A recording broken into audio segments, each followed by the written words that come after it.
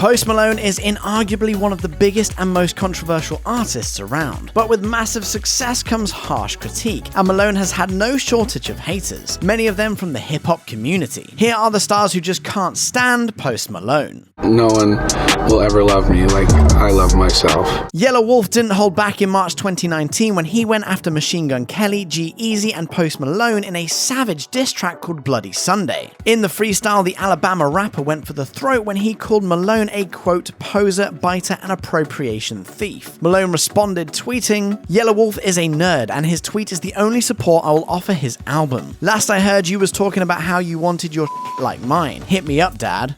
All this stress making me lose my hair. To prove his point, Malone shared a screenshot showing a positive comment YelaWolf left on his Instagram, adding, "Also let me know when your band is done with your dookie and wants to play some actual good music."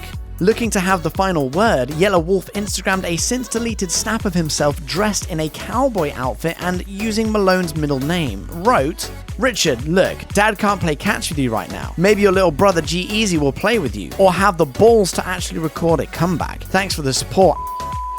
First released on SoundCloud in February 2015, White Iverson made Post Malone a surprise star. It received major love from Wiz Khalifa and Mac Miller, who tweeted out the track, helping it go viral, and in January 2016, White Iverson was certified platinum. It seemed like everyone on the planet had heard the breakout hit by then, everyone except rapper Earl Sweatshirt, and when he finally heard it, he wasn't impressed. He tweeted, "Just heard the song White Iverson, who let this slide? I'm a grown-ass man, y'all have fun slapping that one." Malone clapped back with a big dose of sarcasm as he temporarily updated his Twitter profile to feature a new hip-hop name, Post Sweatpants, and retweeted a message calling for a Sweatshirt Malone collaboration. He followed that up with a simple tweet, writing, "I don't sweat." On-air personality and Breakfast Club co-host Charlamagne Tha God is known for his outspoken nature, and he ripped into Post Malone during a 2020 interview with Where's Wallow. Asked which two people he'd throw out of the rap industry, Charlamagne instantly named Posty, then failed to come up with a second artist, claiming, Post Malone definitely though.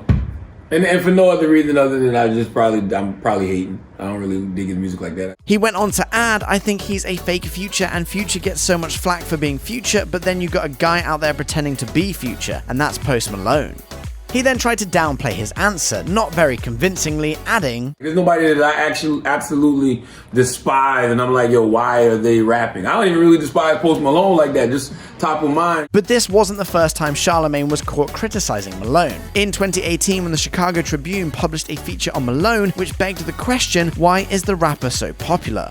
Charlamagne told the outlet, "Every few years you get a great white hype. I think Post Malone makes great records, but I don't think he's a good rapper at all. When you're looking for good lyrics, you turn to Kendrick Lamar, you turn to J. Cole, you turn to Wale, you turn to Chance the Rapper, you turn to Rhapsody. You don't turn to Post Malone."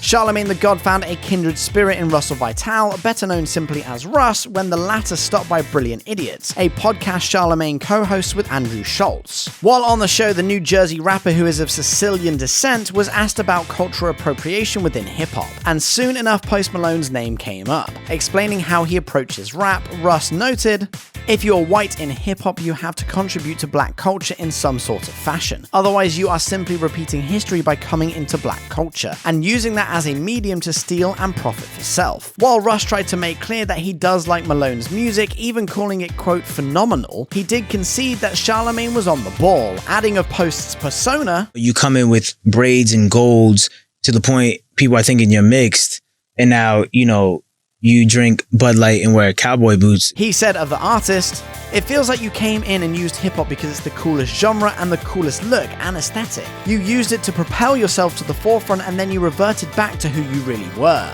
NASCAR driver Clint Bowyer has a bone to pick with Post Malone. Bowyer recalled being dragged to see Posty live in concert by his wife during Super Bowl weekend in 2019. And well, he wasn't impressed. Sharing his feelings during an official NASCAR interview in February 2020, Bowyer slammed, "Posty showed up 2 hours late, he was drunk, played 7 songs, kind of, and left. Posty sucked." Asked jokingly if he would ever consider tattooing his own face, Bowyer launched into another critique of the White Iverson hitmaker, panning the inked look, but adding, "Anybody that can tattoo their face to that extent, drink beer on stage to a lot of extent, show up 2 hours late and leave after 7 songs, he's doing something right."